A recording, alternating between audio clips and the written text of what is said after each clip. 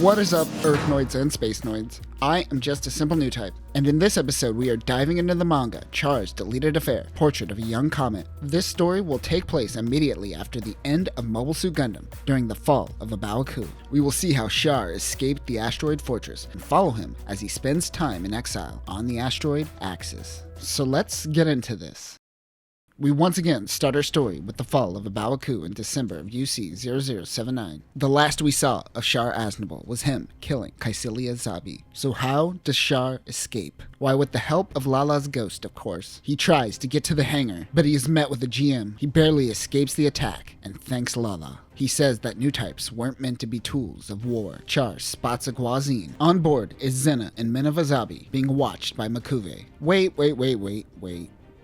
Why is Makuve here? Didn't he die by the hands of Amado around Texas Colony? Yes, in the anime, Amado destroys Makuve's Gyan. However, in the final compilation movie, they completely removed Amado and Makuve's battle. It just shows the battle with Char's new Gelgoot in Texas Colony, and they edit around Makuve. So this is based off of the movie instead of the show. This is an interesting topic that needs its own video, but Makuve has a different death in Origin, the TV show, and the movie. Bandai says one thing while Tomino says another thing. So what is canon? It is hard to say considering there is canon material that references all versions of Makuve. I have always assumed that the original anime is canon, but the more I dive into Universal Century, the more I see this character as an editorial nightmare that no one has a handle on. But for now, no, that is why he is currently alive. Makuve wants Zena and Minova to take the Guazine to the homeland, but Char suggests using the Guazine as a distraction while the Zabis take a more discreet ship. Makuve will take out the Gyan and guard the Zabis, who will ride in a turbo-boosted Komsai.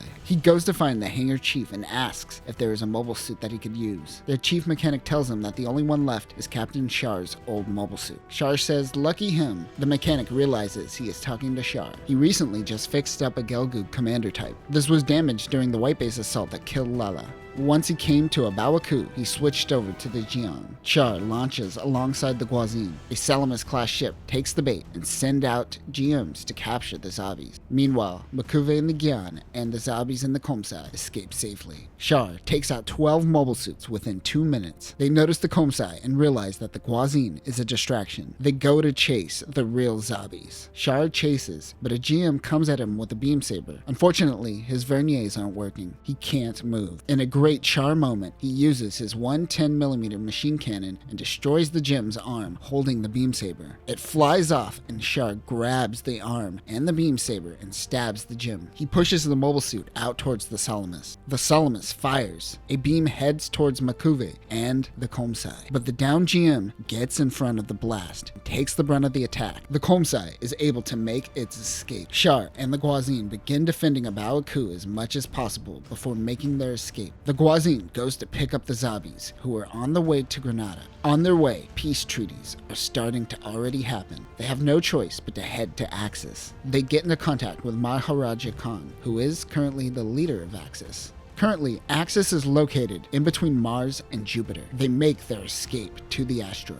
A meeting with a certain young girl is waiting for Char on this small asteroid. Not my words, this is a direct quote. Why do they have to phrase it like that? April 22nd, UC 0081. A group of Zeon forces called the Pablo Team are on the outskirts of Side 7. They are able to destroy 8 mobile suits and 2 carriers. This group sends a communication to Maharaja Khan and Char about sending support. Maharaja wants to know Char's unbiased opinion about helping these Zeon remnants. It is clear that Maharaja is a sharp, no-nonsense leader, and Char can sense it. He tells the Axis leader that he lost everything during the 1-year war, but even if they were to win, Spacenoids still wouldn't feel freedom. He says that the Zeon remnants is a fruitless endeavor that will only cause more loss. Maharaja agrees with him. He wants an Axis devoid of war. A shuttle of civilians make their way towards Axis. Commander Khan is concerned that there won't be enough space to accommodate all the refugees. Remember, this is before Mosa was added to Axis. Char notices a white Rickdom escorting the shuttle. This is the Schnee Weiss. The MS-09R4 Schnee Weiss, which is German for Snow White, is a heavily modified Rickdom, was designed to be retrofitted with the Psychomu system.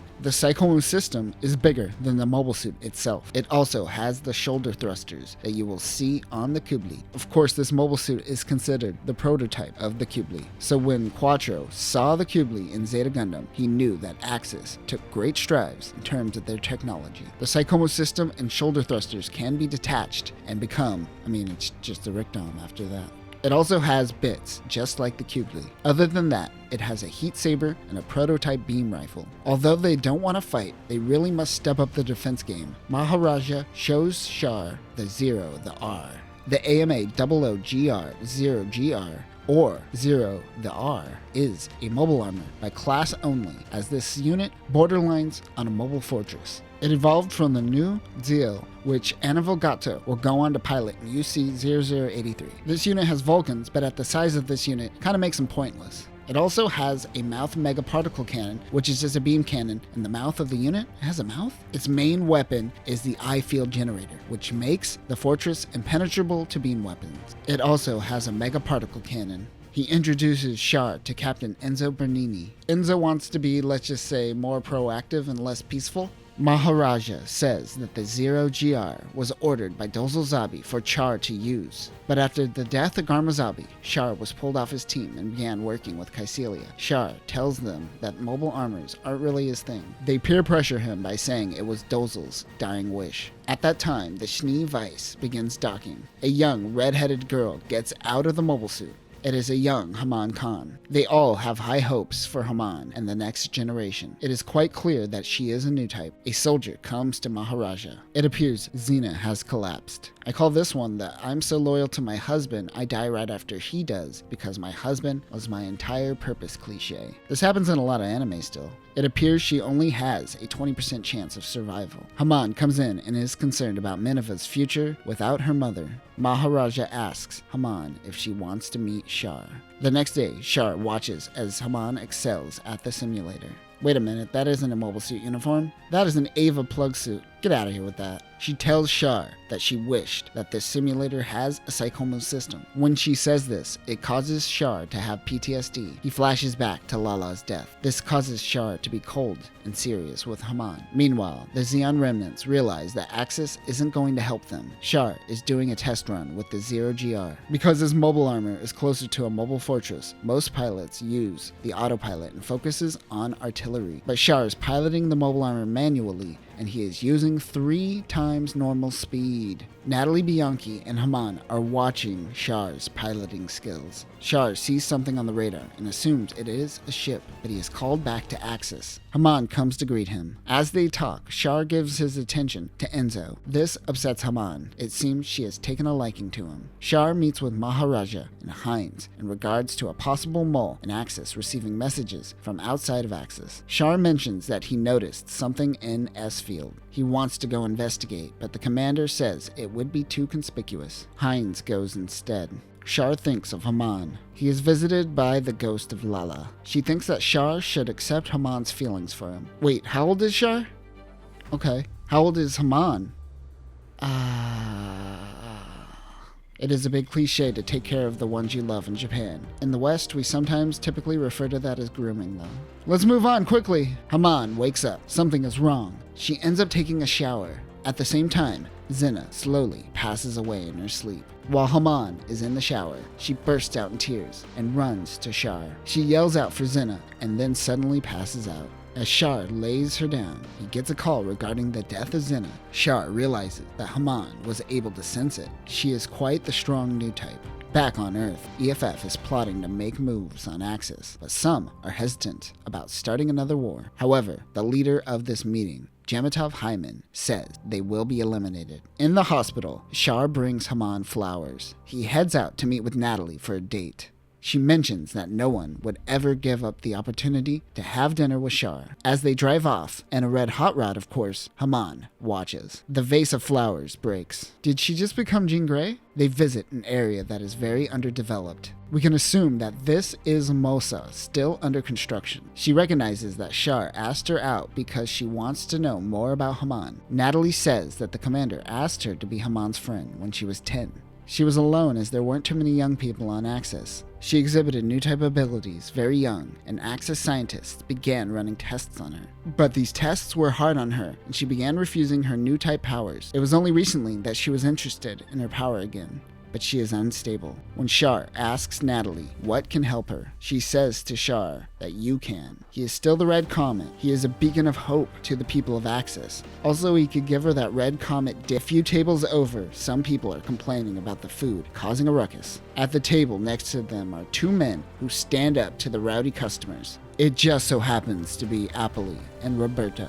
Their names aren't actually Apolli and Roberto, just as Quattro isn't Char's real name. Hey, wait a minute, Char isn't even Char's real name. I am getting sidetracked. Their real names are Andy and Ricardo, and they were former underlings of Char during the 1 Year War. As they are fighting the thugs, Andy notices Char. When Andy speaks the name of the Red Comet, the thugs begin to cower in fear. Later, Axis holds an emergency meeting. Since the death of Xena, morale has been very low. Enzo suggests that they hold a crowning ceremony for Minavazabi to bring up the hope of the people. She is only 1 year old, but ultimately Maharaja agrees with the idea. Char lets Maharaja know of his concerns with the idea. He doesn't want to rely on the Zabis for the growth of Zeon, but there is truth to Enzo's statements and morale must be boosted. Something doesn't seem right, but Maharaja wants to maintain the peace. Is Maharaja's extreme pacifism going to be his downfall? I think his extreme pacifism is going to be his downfall. Hines goes out in a shuttle called the Seahorse. Couldn't find any data on this one. He goes out past an asteroid and notices 20 Musais. If he goes out any further, they will lose communication with him. Of course, Hines goes out further. He notices that all the Musais are unserviceable. At that moment, Eizaku rushes towards Hines for an attack. And that will do it for this episode.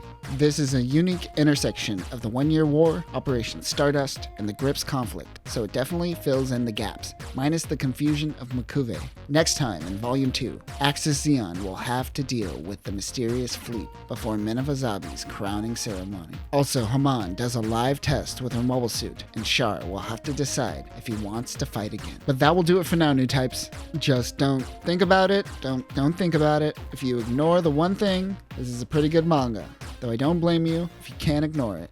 Peace.